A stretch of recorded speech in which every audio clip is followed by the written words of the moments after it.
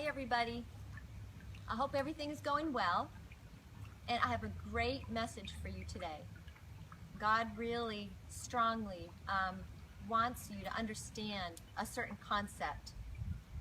There are things that are really important to God, and books are really big with God. You know, there's the Holy Bible, which they call the good book, and there's a book of remembrance. A lot of people don't know about this book, and it's in Malachi in the Bible.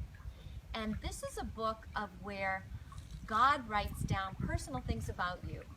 He writes down faithful works that you do for him here on earth. He writes down different encouraging words that you might have for another person. He writes down unselfish acts, all the great, positive, beautiful things you do or you say about the Lord. It's kind of like his diary, his personal diary or journal. And these he holds close to his heart. There's also another book that we're really going to be talking about, and it's called the Book of Life. And it is talked about in Revelation. And this is a very important book. This is a book that you want to make sure you're in. But if I asked you today, right now, do you know 100% sure? Do you know that your name is written in that Book of Life? If you're not sure, then you might want to really listen to what I have to say, because if your name isn't written in the Book of Life, you are not able to enter into the gates of heaven. You know when they say in jokes about when you get to the pearly gates? Well, there are 12 gates, and they each are made of one pearl. So it really is the pearly gates. And each one of us, at one point, when we do die here on this earth, are going to reach the gates of that pearl. And we are going to be asked, you know, are we in the Book of Life? They will open up the book. If your name is written in that book, you get to enter into the kingdom of God. There's a man called Don Piper, and there's a book on him. I read the book, and I actually got to hear him speak in Fort Myers a few years ago. And the book is called 90 Minutes in Heaven, and I recommend it highly. He talks about how he died in a very bad car accident and how God took him to the gates of heaven.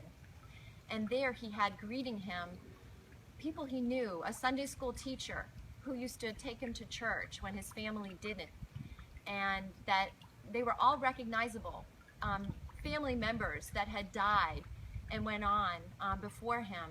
He was able to see them, and they were all kissing and greeting him at the gate.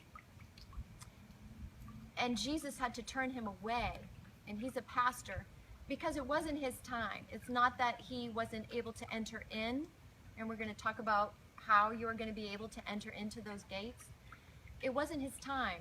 And he said, I want you to write about this. I want you to write about what you see.